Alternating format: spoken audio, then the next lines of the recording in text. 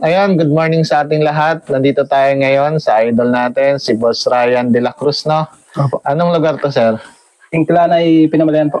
Inclanay, Pinamalayan. Ayan, dito tayo, medyo matagal bago tayo kasi busy to si Boss Ryan. Ayan, Boss Ryan, para nagkakwentuhan lang tayo dito, ha? Bali yan, kailan ka nag-start magkalapati o mag-race ng kalapati? Bali, yung alaga-alaga, 2010 pa ako. Yung alaga-alaga 2010, alaga lang. Dito na rin sa inyo? Hindi pa, doon pa sa kabila. Sa kabila pa. Ayun, kailan ka nag-race ng kalapati talaga? Yung nakita mo yung pagkakalapati? I mean, pag-race niya. 2016 ata, ganyan ko. Ako nga, 2016, 15 ganyan. 15. Pero hindi pa talaga ako yung sabi updated sa laro. Yung wala akong trabaho ko noon, wala akong trabaho. Kapag gusto, isang piraso. Ako isang sing-sing, pwede naman nun isang sing-sing eh. Kaya sa SSRPC pa nun. Sa SS? Ay, ubos. Training, ubos. Paano walang ibong maganda? Yung hingi-hingi lang. Ayan. Kailan ka nag-start na yung mas seryoso pa? I mean, medyo seryoso na sa larangan ng pagkakalapate? Siguro nung na-achieve ko yung unang kuwang ko. Panalo? Medyo... Kailan yun? North or South? Yung nanalo ka ng kuwang ka? Solo, North yun. North? Oo, North. Balik yung nagkaubusan, yung wala halos natira? Doon ka nagseryosong kumuha ng ibon? Oo, nung... nanalo ako nun. Ayun, bali si Boss Ryan ito, bali siya yung nakakuha. Ilang motor na nakuha mo ng South? 3. Tatlong motor, hindi lang isa. Matibay, 3 motor. Anong mga motor yan? Yung YTX. Click BD, yung Click 125 na B3. Tapos, Sniper 155. Wow. Sarap. Isang season lang ba yan? Bali, magkasunod. Ayan, mamaya discuss natin yun. Na-interview natin si Boss ng kung paano niya nakuha yung 3 motor. At mukhang marami rin kasi yun eh. Kaya idol talaga ito. Ayan, doon muna tayo sa larangan sa sistema, sir. Doon nakakuha ka ng magagandang bloodline. Saan ka pala nakakuha? Bali, kailan na rin lang ako kumuha ng bloodline na maayos-ayos nung medyo nanalo. Nung nanalo na. Dati, bili-bili din lang sa mga tropa. Pero yung nanalo mo nung South, anong line yun? Maganda na rin. Bali, unknown line pa yun. Kasi anong pa? Saan mo nakapala yun? Bili din lang sa mga, may mga kalapati diyan, siguro. Kung lang sila, bili-bili ko lang at wala akong pambili talaga na, talagang walang yung pan-direct talaga na. Yung 3 motor, isang kalapati lang ba yun? Bali, 2. Ay, mag-anak naman, hindi? Hindi rin, magkaiba. Ayun, nasa sistema rin, Ayun, doon sa magkaibang ibon, puro unknown yun. O may alam kang counting line naman? Unknown talaga. Tama-tima yan lang. Ayan, sa sistema, boss, di ba sabi mo, hindi ka masyadong, hindi ka masyadong nagseryoso doon kasi nga busy ka. Ano yung pagbabago ng sistema mo nung nanalo ka na? Natatandaan mo ba ano yung mga ginawa mo mula, syempre, nanonood ka rin ng mga vlog. Ano yung sistema mo sa breeding? Ano yung start mo doon? Bali, pinapanood ko rin lang sa YouTube. Mula nung nag-umpisa yung papanood sa mga YouTube na yan, madami nang matututunan doon eh. Ibig sabihin ng breeding ka, yung anong nananalo mo na 2, ikaw na nag-breed nun? Ako mismo. Ikaw na mismo. Ano yung ginawa mo doon sa mga magulang nila? Bali, unang salang lang naman yun eh, kailangan talaga alam naman lahat yung cleansing at saka purga. Yun lang ako. Nagpurga. Walang kaiba, walang sekreto sa iba. Hindi ko napakaramihan. Basta malakas yung, alam mo, malakas yung breeder mo. Nagpupulbos, parang ganun. Parang maganda talaga, mabilog, tapos talagang malakas yan, pulbos ang mga balahibo. Ibig sabihin, ikaw talaga nag-breed nung ibon na yon, yung 2 na yon. Ikaw nagpares. Akin lahat. Ayun, tibay nito ni sir. Ayan, saan mo nabili yung 2 breeder man? Dito lang din? Diyan din lang. Sa mga... Ayan, unknown siya. Kung anuhin natin, hindi natin alam kung saan yung history talaga ng ibon. Ayan, ngayon, anong mga bloodline yung gamit mo ngayon? Yung nanalo ka na. Bumili ako ng Jansen Bernasa. Tapos, kay Michael, no? Michael Rasquero. Jansen Vandenbroek, kumuha din kami doon. Tapos, kay Big Daddy Slope sa Cavite, Jansen Vandenbroek, ex-Tomiso naman yun. Wow, parang pansin ko, mabilis yung nakuha mo, Jansen. Bakit Jansen? Parang, hindi, yung kapatid ko naman bumibili. Tapos, sa mga kapatid ng winner, yun ang nakuha namin. Ibig sabihin, bakit naisip mo na Jansen, mostly Jansen? Napapanood mo lang din? Bali, hindi naman talaga ako yung line na yun. Kaso, ang hinahanap namin pag kami bumibili, yung history. Yung history ng Ibon, kung kapatid mismo siya nung nag-champion nila, pinapakita yung mga kapatid. Yun, ganun ang sistema. May ibig sabihin, pagdating mo doon, or pagtanong, inatanong mo yung background ng Ibon. Bali, yung malapit doon sa nag-champion. Malapit siya nag-champion. Yun yung isang sekreto ni Sir ngayon. Hindi ba ako nakuha nung bilang Arden, mga ganun. Wala ka sa bloodline. Basta yung sa history. Yung bilang maganda yung nilipad ng kapatid o yung magulang. Nagkataon lang na puro Jansen. Puro Jansen lang talaga. Ayan, kasi yung based doon sa history nga, doon sa Jansen is medyo may speed na ibon, no? Medyo mabilis. Yung kay Boss Chander, Jansen din yan eh. Jansen gawa lang itong karera naman natin sa atin, pang middle talaga. Middle na makunat, no? Makunat dapat. Kaya parang pumabor din yung Jansen. Tapos Vandenbroek. Makunat kasi yung Vandenbroek. Ayan. So doon sa simulan tayo sa breeding, di ba? Flashing, purga. Pag inakay na siya, kasi iba nagbibigay ng gamot like tiki-tiki, etc. Ikaw, Wala puti lang pag yung inakay na. Pag yung inakay na siya, yung pwede yung malaki na. Subuan. Kita-kita na yung balahibo niya yung. Pwedeng subuan na, pula-puti. Yung pula-puti nga pala yung multivitamins sa manok. Yun lang ako. Calcium yun, di ba? Calcium at multivitamins. Bali, dalawa yun. Magkatuwang lagi. Araw-araw yan. 2 times a week lang. Ayan, 2 times a week.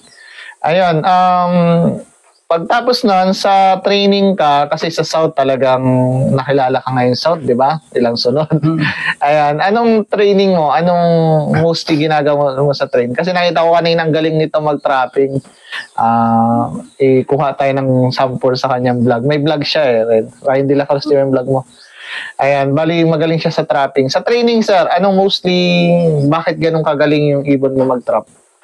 Kung lang po, yung yung aking bubong hinapunan, lalagyan ko ng nylon para tapos bata pa siya, tapos bilang tuturuan mo na nalipad doon, talagang focus ka sa doon pag sa training pa lang, stick sanay ako sa stick, pag mahapon stick agad, tapos hayaan ko lang laging dito siya papatak, landing board. Puro landing board. Mapunta ng lupa, stick na. Pitik-pitik ko ng hampas ng basta hindi masaktan. Para talagang siyang masunod, hindi yung napansin ko rin, kailangan talagang pis-pis pa lang. Kasi pag medyo matanda ng mahirap yan, isang gahapon yun. Oo nga. Kaya kailangan, bata pa lang, yung pwede nang i-viewing. Viewing ko ng matagal. Mga ilang linggo yung viewing mo? Ay, pinapakulay ko po yung mata. Hindi ko alam kung ilang araw. Basta pag medyo parang kulay na yung mata niya, ilalagay ko na siya doon sa landing board lang. Yun, ilalagay ko. Pero tapos stick lang. Nasanay ko po siyang stick pagpapasok. Pero sa una mahirap talaga, nalipad siya. Pero yung mga inahapunan, talagang automatic, lahat ng inahapunan, talagang nilalagyan ko na ng paraan, ginagawan ko ng paraan para siya hindi makahapon doon. Ibig sabihin, tiyagaan talaga. Tiyagaan, sa una lang naman po. Yung mga nag-champion mo, ganun din ginawa mo? Ganun talaga. Tapos talagang palapit pa lang ako noon, yung mga kung nakita mo yung video kay Bren, kay Boss Bren. Talagang madais pa ako, talagang takbo yung mga nanalo ko ng motor. Bilis talaga. Ibig sabihin talagang sa training mo pa lang sa pagka-space, talaga na-train mo na sila lagi. Na-train ka talaga. Ayun, sa training bro, matos ka ba? Nagtutos ka lagi? Hindi naman. Yung pag-derby lang po.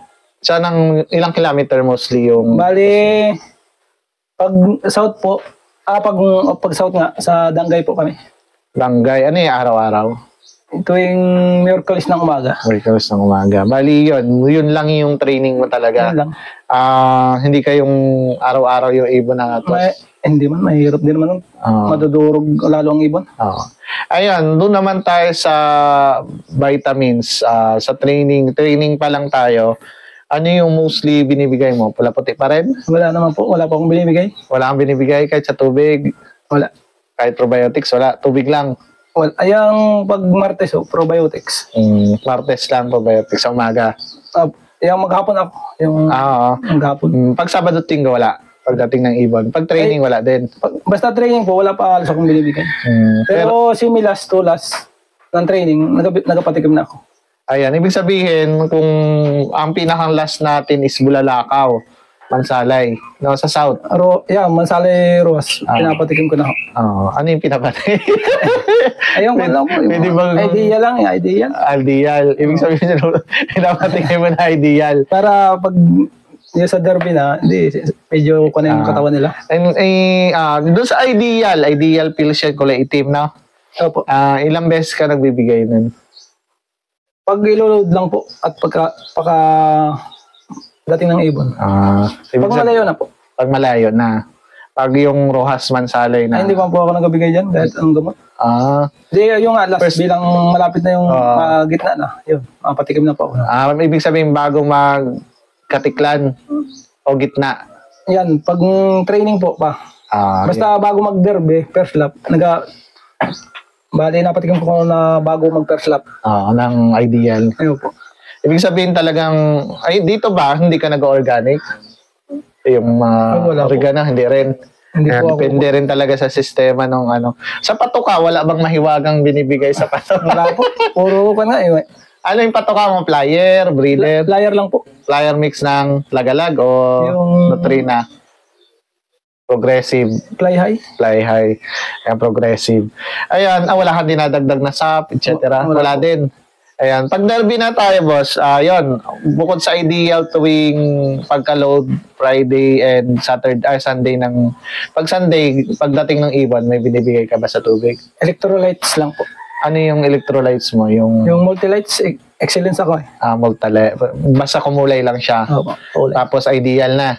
Yun lang. Reload po. Reload ng excellence. Pinapatak mo. Pagdating yan o pag-load pa lang? Pag-load po. Ilan? Pagdating din. 2 times. Di ba dalawa yan? Ano yan? Reload at ano yung isa pa? Power Wings. Power Wings po. Yung dalawa na yan? Opo. Gamit mo. Ibig sabihin, pag Power Wings, Sabado or Friday yung loading, binibigay mo. Yun lang po. Tapos Saturday, reload. Or baliktad. Yung parehas po. Parehas mo binibigay. Bali yun. Sa excellence din. Tuwing first lap yun hanggang last lap na. Yun lang yung sistema mo talaga. Ayun, doon sa mga ilan yung nilaro mo nung South natin na nanalo ka ng motor? Hindi mo 8 po. Tanda mo. Ilan yung finisher mo nun? 5 po. Ayun. Yung bali first overall ako YBOB, third overall YBOB. Lap winner Katiklan. Tapos yung iba 43 overall champion. Bali yung iba doon, ang ganda rin ng kartada. Sa dulo ay lumaglag. I-discuss natin siguro second video yung mga ibon mo. Ayan, sa boss, may ipapayo ka ba sa mga magkakalapati or newbie na hindi pa nananalo or gustong pasukin yung paglarangan ng kalapati? Kung lang po yung kung papasok sila ay alam naman ng lahat, kailangan talagang budget. Oo, kasi mabigat talaga. Ayos na look. Tapos yung medyo kilala mo na yung linyada na nagpapanalo yung ibon. Ibig sabihin, kukuha sa bloodline. Ba't yun sa'yo, parang tsamba lang ba yun? Or... Tsamba lang siguro. Tsamba lang nakuha mo na magaling talaga. Inabot lang ang swerte. Swerte.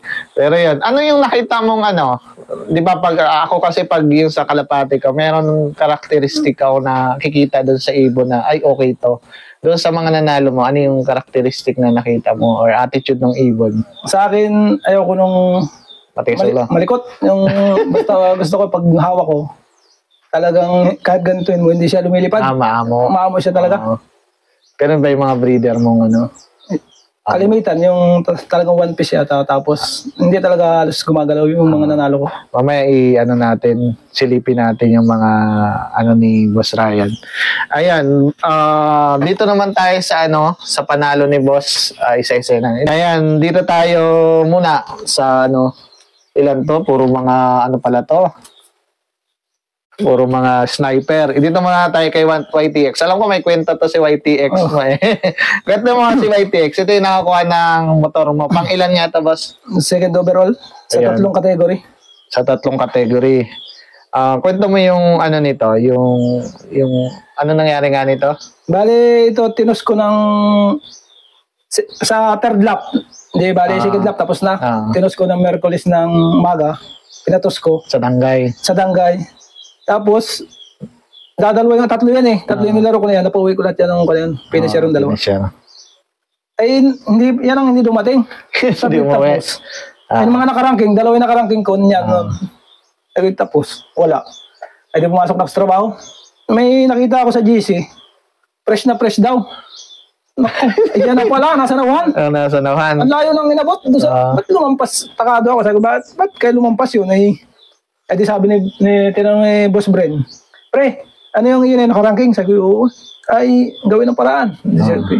Ay, wala akong pira, wala akong cash. Sabi ko, magkano pa to, boss? 1.5 daw. Mahal, no? Sabi ko, ay di napilit ko. Sabi, baka boss, pwedeng tawaran. Mapunta pa kami dyan, layo. Sabi, ay hindi, abin ako sa iba. Ang kwanto nung kausap no. Sabi ko, sabi ko, natawaran ko po. Sabi ko, baka pwede namang ganito, 800. Talagang wala lang kami. Pero pag nanalo yan, bibigyan pa kita. May YB ka pa. Ay, ang higpit talaga, ayaw. Pabuti nung time na yun, nandun si Boss Bren. Sabi, sino baga pre yung nakahuli ng ibon mo? Sabi ko, tagaro yan sa nauhan. Ay di sabi, sige, kuhan ko, ibigay mo yung profile, yung sila nag-chat. Tinulungan din ng mga tagaro, pasalamat din ako doon sa mga kuha natin doon. Mga magkakalapatid. Oo po. Ay di, yun, natubos ata ng 500. Grabe, higpit pa daw nung kuha talaga daw, kala may kapanglamon eh. Hindi naman kanila yun. Tapos nakuha mo yung ibon. Tapos, nakuha ko na po. Ay, nakaranking po. Lahat ng kanya ranking. Oo, kasi maraming teate, no? Konti nga lamang yung kanya nung kanila Inmax. Nung sa overall, sigunduhan lang kung ato sino nga ba ng Inmax nito? Si Muro. Si Muro nga pala. Yung anong naging kakwentuhan ko yung mga yun, talagang nung nag-clock ako, pang-siyam pa yan sa ranking. Tapos, ang sabi ko lang na kahit makakuha lang ng mga nagastos, at pang-siyam nga kung atusin, mabibilis talaga yung kanila Yung third lap yun, third lap. Tapos sabi ko, ay babad naman yan talagang normal lang takbo niya. Hindi talaga nabilis, hindi nabagal. Kaya gusto ko yung mga takbong ganun. Ayaw ko nung 1-1. Tapos 900 siya. Mas gusto ko pa yung talagang siya talagang normal lang takbo. Ibig sabihin nung second lap, nahuli siya nung training mo pang third lap. Tapos nakuha mo na, tapos nakuha mo Webes kasi Friday yung loading nila. Pagkakuha mo, niload mo ng Friday, umuwi siya ng third lap. Sabi ko nga doon sa kapatid ko, ay huwag nang kunin. Para bagay na akong kumpasya yung ibon at sige ba't nagpumunta pa siya na dito lang yung atin, ang dami nilang pas. Sabi grabe doon pa nagpahuli. Di bali kung dito sana sa malapit-lapit pa dyan. Ay sabi ng kapatid ko, sige, gawin na para dapat na lang kitang pang bayad. Ay di, saka kinontak ko.